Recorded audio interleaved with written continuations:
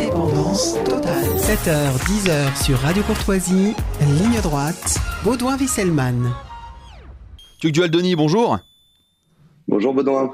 Vous êtes le directeur de la rédaction de Valeurs Actuelles. Alors avant de discuter de ces potentiels candidats à la succession d'Emmanuel Macron du côté de la Macronie, est-ce qu'on peut dire un mot rapidement de votre avant-dernière couverture d'Envéa? Vous la consacriez à France Rugby avec Antoine Dupont et Jean Dujardin qui vous ont accusé de récupération pour cette une d'admiration, on va dire.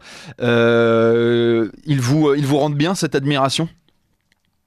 Alors déjà, avant de parler de la une de Valeurs Actuelles, je voulais quand même parler de la musique d'entrée que vous avez fait subir aux auditeurs de Radio Courtoisie. Je pense que les gens qui passaient sur la bande FM n'ont pas forcément reconnu qu'ils étaient à cette heure-là, à ce moment-là, sur Radio Courtoisie. Ah oui. Et ça m'a fait sourire avec cette chanson de Survivor. Écoutez, non, c'est vrai, petite claque reçue vendredi soir en découvrant que sur les réseaux sociaux, à savoir Instagram, Jean Dujardin avait posté un message « La France Rugby, oui », reprenant donc par là même notre titre, mais il ajoutait vos valeurs, non, pas de récupération, merci ». Effectivement, vous l'avez dit et vous l'avez expliqué vous-même sur vos réseaux sociaux ce week-end, Baudouin, je vois pas en quoi l'admiration est une récupération. Je lui ai écrit une lettre que j'ai publiée aussi sur Twitter et sur Internet. On essaye de pas leur en vouloir à Antoine Dupont et à Jean Dujardin. Je pense qu'ils subissent plus l'époque qu'autre chose. On les aimait avant, on les aimait après, on les aimait avant à cause de leurs films, de leur manière de jouer au rugby, des personnages qu'ils incarnent, et on les aime après parce qu'on sait que ça restera des modèles de la société française comparé à bien d'autres personnes. Maintenant, effectivement, c'est assez dommage que même au moment où on lance un grand cri du cœur à des personnalités, sous prétexte qu'on n'a pas la bonne étiquette et qu'on vient de la droite conservatrice, ça leur convient toujours pas. Mais voilà, en même temps, écoutez, ça, faut voir le bon côté des choses. Ça nous a permis, ça nous a donné l'occasion de mettre des mots aussi sur cette couverture et de leur écrire cette assez longue lettre pour expliquer notre démarche. Donc j'espère qu'un jour, on sera enfin compris. C'est ça. Alors, vous êtes l'auteur en 2021 de La vérité sur Édouard Philippe, un récit d'une embuscade aux éditions Robert Laffont. Alors, à quoi était dû à l'époque son retrait de la politique nationale? Est-ce que c'était pour reculer, pour prendre un meilleur élan pour la suite? Alors, son retrait, il est surtout dû parce que Emmanuel Macron a voulu changer de Premier ministre. C'était subi. Honnêtement, Édouard Philippe voulait rester à Matignon. Il venait de sortir de la crise du Covid qu'il avait auréolé d'une certaine aura qu'il avait moins pendant ses débuts en tant que chef du gouvernement. Et il voulait rester à Matignon. Ce que Emmanuel Macron en a décidé autrement. Il a mis Jean Castex à la place. Et à ce moment-là, en fait, Édouard Philippe a effectivement transformé cette déception, ou en tout cas cette mise à l'écart sur le plan opérationnel, en une espèce de retraite à la recherche de la gravitas, c'est-à-dire cette espèce de qualité chez les politiques qui leur permet d'être en surplomb, une stratégie qu'on peut comparer aujourd'hui à celle de Laurent Wauquiez ou de Marine Le Pen, où voilà, on commande pas l'actualité chaque seconde sur les réseaux sociaux ou sur les chaînes d'information continue. On essaye de lire autre chose, de visiter des endroits qu'on n'a pas visités, et c'est ce à quoi s'est attelé Édouard Philippe pour peaufiner sa stature de présidentiable, parce que honnêtement, il n'y a pas trop de suspense. Il va être candidat en 2027.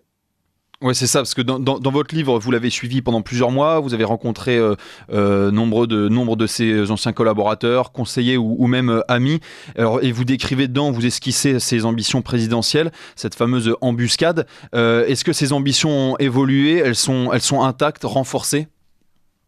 Non, je crois qu'elles sont totalement renforcées. Après, il a une stratégie qui est la sienne, effectivement, assez distanciée. Certains lui reprochent de pas être plus présent dans le débat public, que ce soit au moment de la réforme des retraites, que ce soit au moment des émeutes. Vous voyez, au moment des émeutes, par exemple, la vraie expression qu'il a eue, c'est qu'il a écrit une lettre aux adhérents d'Horizon, son parti politique. Donc, il y a quand même 20 000 adhérents à Horizon, mais ça reste assez limité par rapport à un vrai grand public. Cette lettre, moi, je l'ai lue, je la trouve honnêtement tout à fait correcte pour quelqu'un qui est quand même plutôt équité au centre droit. Elle dit des choses sur ce phénomène Mais c'est vrai qu'évidemment, on pourrait lui reprocher de ne pas avoir fait le 20h de TF1 ou la matinale de Baudouin et Wieselman sur Radio Courtoisie pour expliquer voilà, à un public plus large ce qu'il pensait de cette incroyable révolte urbaine. Mais voilà, c'est une stratégie à laquelle il s'y tient. Et dans votre livre, vous expliquez que ce qu'il y a de moins intéressant chez Édouard Philippe, que vous avez un peu analysé, c'est sa relation avec Emmanuel Macron. Alors pourquoi cela ? On pourrait croire que justement, Oui. c'est sa relation avec Emmanuel Macron qui le tire vers le haut. Non, en fait, j'ai écrit ça parce que, si vous voulez, la tarte à la crème journalistique consiste à, dès qu'on parle d'Édouard Philippe, essayer de poser un miroir inversé face à Emmanuel Macron. Donc, je me suis permis d'écrire ça parce que, d'une part, c'est un sujet éculé, et d'autre part, aussi, un peu plus fondamentalement, parce que je crois que la relation entre les deux n'est pas très intéressante, elle n'est pas très aboutie, en fait. Ils ont passé 2 ans, un peu plus de 2 ans ensemble, sans vraiment jamais se connaître, sans jamais vraiment nourrir une relation personnelle. Il y a pas non plus une hostilité comme pouvait y avoir entre Nicolas Sarkozy et Jacques Chirac, par exemple, qui donnerait matière à des récits incroyables et des analyses structurantes. Mais il n'y a pas non plus une complicité qui, pareil, pourrait donner matière à une réflexion profonde sur le parallélisme entre Édouard Philippe et Emmanuel Macron. Je crois qu'ils sont très différents. Édouard Philippe est quand même quelqu'un de plus classique, de plus homogène. Après, je pense que nombreux de vos auditeurs le trouvent pas assez conservateur, le trouvent pas assez à droite, et je les empêcherai pas de penser ça. Mais en revanche, contrairement à Emmanuel Macron, il n'est pas dans le en même temps. Il n'est pas un jour très à droite aux obsèques de je ne sais qui dans un discours, et le lendemain très à gauche ou complètement progressiste, comme peut l'être Emmanuel Macron. Je ne pense pas que si Édouard Philippe était président de la République, il aurait fait succéder Pape Ndiaye à Jean-Michel Blanquer. Je ne dis pas qu'il aurait d'ailleurs pris Jean-Michel Blanquer, mais je ne pense pas qu'il ferait le grand écart comme cela. Alors, vous citez dans votre livre un ancien conseiller ministériel d'Édouard Philippe qui résume assez bien dans la façon dont Édouard Philippe... Alors déjà, je vois avec plaisir que vous lisez des livres, Baudouin, et dont le mien, donc je suis vraiment très honoré. Et oui, vous me l'aviez dédicacé à l'époque, hein, on est en plein copinage, Tugdual Denis.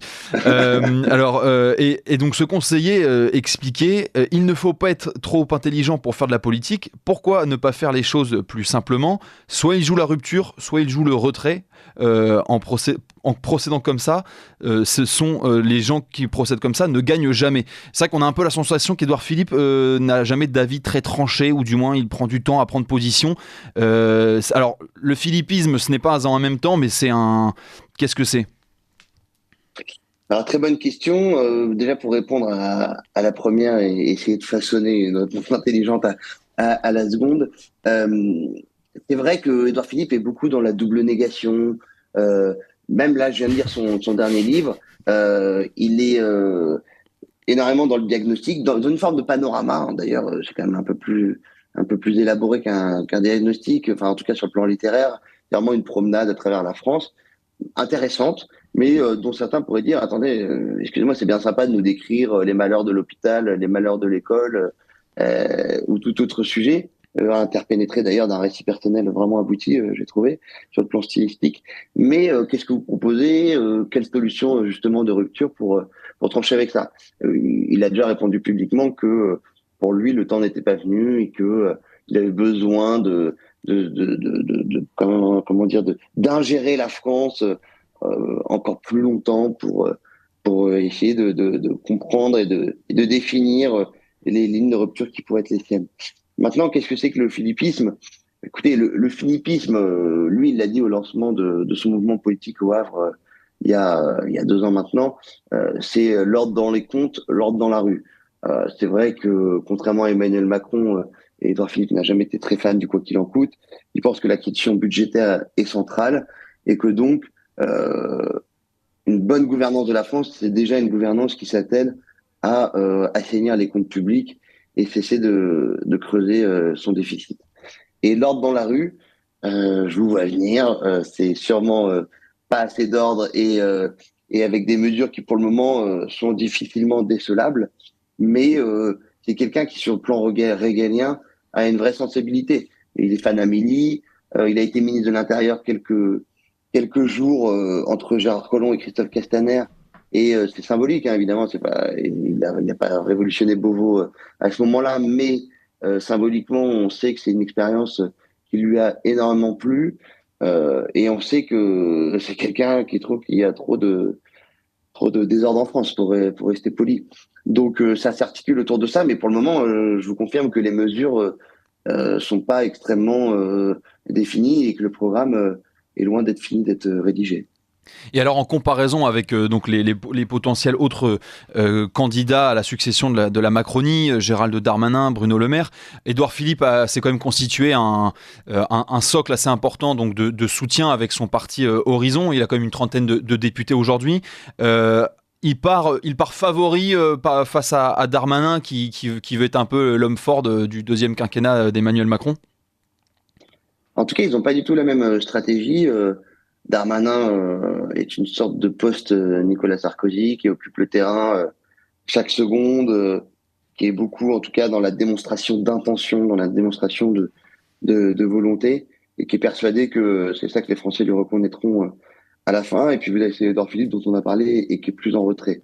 Vous avez Darmanin qui mise quand même un peu plus sur une droite populaire, et d'ailleurs une droite tout court, là où Édouard Philippe récuse pour le moment le clivage gauche-droite.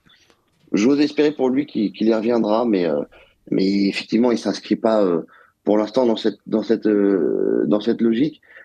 Et un Édouard Philippe qui n'a pas exactement les mêmes sujets de préoccupation que Gérald Darmanin. Pour le moment, le match est plié. Hein. Édouard Philippe est énormément plus populaire dans les sondages que Gérald Darmanin. Maintenant, la vraie question, c'est est-ce que, en étant ministre et ministre de l'Intérieur, donc, Gérald Darmanin va réussir à continuer à consolider sa stature, à prendre de l'ampleur et quand bien même en restant clivant de par son ministère et de par ses prises de position, réussir à fédérer autour de lui un public de plus en plus large. Et pour Édouard Philippe, l'enjeu, ça va être en revanche de réussir à ce que cette popularité ne s'effrite pas. Et il sait très bien que le risque, c'est qu'au moment où il sort vraiment du bois, au moment où il va annoncer un programme, au moment où il va annoncer des choses peut-être plus clivantes que justement un panorama de la France, et ben que tout d'un coup, la popularité qui est la sienne puisse commencer à s'effilocher. Et alors concernant Bruno Le Maire, est-ce qu'il ne souffrira pas d'office d'avoir été le ministre de la réforme, en poste au moment de la réforme des retraites, le ministre de la hausse des prix de l'électricité, entre autres? Si, ça peut être évidemment un piège pour Bruno Le Maire. Après, on pourrait dire que Gérald Darmanin a été aussi longtemps ministre d'Emmanuel Macron que Bruno Le Maire, mais je trouve que Bruno Le Maire est moins lisible quand même. Politiquement, on a dit que Gérald Darmanin, c'était la droite populaire, hein, pour être basique. Et en tout cas, c'est ça le créneau qu'il vise, à défaut de l'incarner absolument parfaitement. Que Édouard Philippe, c'est le centre droit. Bruno Le Maire, honnêtement, c'est à la fois le ministre du quoi qu'il en coûte, à la fois le ministre qui essaye de cajoler le patronat, à la fois le ministre, on en parlera bientôt dans Valeurs Actuelles, qui désespère les propriétaires du foncier, de l'immobilier, et en même temps qui voudrait qu'on n'oublie pas son passé à droite et le fait qu'il ait été ministre de Nicolas Sarkozy. C'est un ministre qui prend un peu moins de risques quand même dans ses expressions publiques, qui ne se démarque jamais d'Emmanuel Macron.